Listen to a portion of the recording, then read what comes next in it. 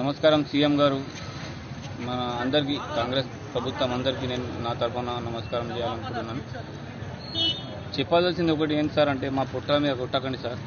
ఎందుకంటే 8 నెలలైంది మేము ఎట్లా బతుకుతున్నాం అనేది మీరు తెలుసుకుంటలేరు.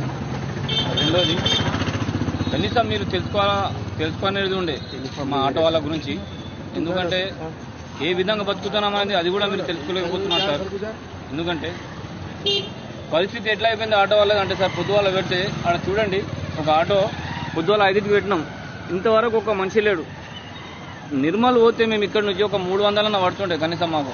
ఈ రోజులలో ఇప్పుడు మన ప్రభుత్వం, కాంగ్రెస్ ప్రభుత్వం వచ్చిన తర్వాత బస్ టికెట్ ఫ్రీ చేసిన తర్వాత ఒక 30 రూపాయలు కూడా వస్తలేదు సార్ నిర్మల్ దాకా పోతే. దుఃఖం వస్తుంది, ఏడవలేకపోతున్నాం.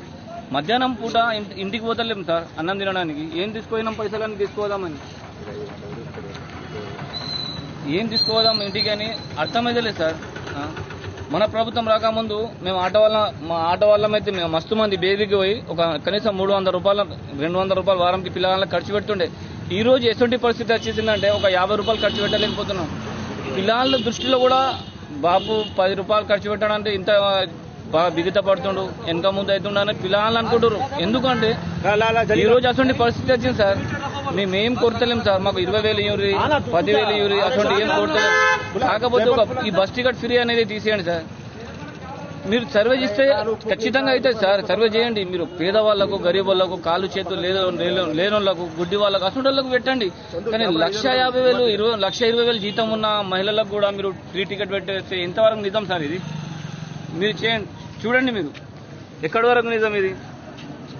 1,20,000 జీతం తీసుకునే వాళ్ళు కూడా మహిళలు రోజు బస్ టికెట్ ఫ్రీ పోతే అది న్యాయమేనా సార్? మీకు మా పుట్టల మీద కొట్టకండి సార్. ఇటు చూడండి, జన్నారం పాయింట్ మీద కూడా బండి ఉన్నది. పొద్దున్న 5కి పెట్టాం సార్, ఇంతవరకు ఒక మనిషి లేడు. 4 3 జమ అవుతుండలేరు. గత బస్ వచ్చేస్తుంది, బస్సులో వెళ్ళిపోతారు. ఇట్లా 3 వస్తారు, ఆగుతలేరు పబ్లిక్. ఎక్కడ చూసినా కానీ మహిళలు మొత్తం బస్సులలో 50 60 70 మంది ఏ స్టేజ్లో పోయినా కానీ 20 మంది ఎక్కుతారు సార్. మా పొట్ట మీద కొట్టకండి సార్. దయచేసి మమ్మల్ని ఆదుకోండి. మిమ్మల్ని ఏం కొడతలేం, మేము ఒకటే కొడుతున్నాం. మా బస్ టికెట్ ఫ్రీ చేసింది మీరు తీసేయండి అంతే. మంచి ఆఫర్లు పెట్టారు మీరు, ఓకే.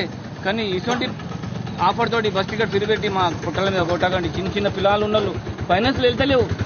ఆ ఫైనాన్స్ వాళ్ళు ఫోన్ చేస్తే కూడా లేపలేకపోతున్నాం, మేము రిసీవ్ చేయలేకపోతున్నాం. ఏం మాట్లాడాలో తెలియకపోతున్నాం. ఏం మాట్లాడాలో వాళ్ళకు తెలుస్తలేదు. ఎందుకంటే వాళ్ళు కూడా టార్చర్ చేస్తారు. ఫైనాన్స్ ఎప్పుడు కడతారు. మా పరిస్థితి చూడండి, ఆలోచించండి. మేము ఆత్మహత్య, మీ రాజ్యంలో ఇవ్వాలన్నా కానీ ఉపాసం ఉండి చచ్చిపోతే మీరు మీ అంతరాత్మ ఒప్పుకుంటుందా?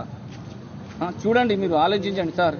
అయ్యా స్పీకర్ గారు, ఒకళ్ళు మాట మీ దాకా తెచ్చుర్రు. ఆటో వాళ్ళు బాగా ఘోరంగా పరిస్థితుల్లో ఉన్నారని ఒక అసెంబ్లీలో ఒకళ్ళు మాట తీస్తే సీతక్క ఏమంటారు? ఆ మాటకు మీరు రెచ్చగొట్టకండి, ఆటో వాళ్ళని రెచ్చగొట్టకండి అంటారు. కానీ మీ దాకా మాట ఇట్లా రావాలా సార్?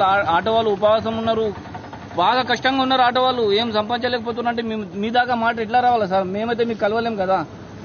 చెప్పండి, కనీసం ఒక మాట మీరు ఆలోచించండి. 8 నెలలైంది మా గురించి ఒక్కసారైనా ఆలోచిస్తురా? మీరు తినేటప్పుడు మేము ఎట్లా బతుకుతున్నాం అనేది ఒక్కసారి ఆలోచించండి సార్, మీకు తెలుస్తుంది మా బాధ ఏంటి. ప్రొద్దున 5కి వెళ్ళేసి సాయంత్రం వరకు బస్ స్టాండ్లో ఉంటున్నాం, ఇంటికి పోలేకపోతున్నాం తెలుసా. మా బాధ అట్లా ఉంటుంది.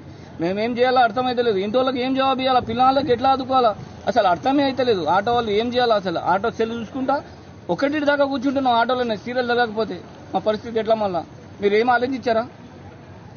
మీ గురించి ఎవరైనా బాధపడితే మీరు అన్నారు కదా సార్, నా రాజ్యంలో, నా దర్బార్లో ఎవరికి అన్యాయం జరగదు, న్యాయం జరుగుతుంది. మరి ఇంతమంది దాదాపుగా 50 లక్షలు 40 లక్షల మంది ఉన్నారు మన తెలంగాణలో. 50 లక్షల మంది దాదాపుగా ఉన్నారు కదా. ఇలా అన్యాయం జరుగుతలేదు సార్ మీ వల్ల. మీరు చూడండి, దయచేసి మీకు ఒకటే కోరుతున్నాం సార్, ఈ బస్ టికెట్ ఫ్రీ అనేది తీసేయండి బస్, అంతే. మీకు ఏం కోరుతలేం సార్.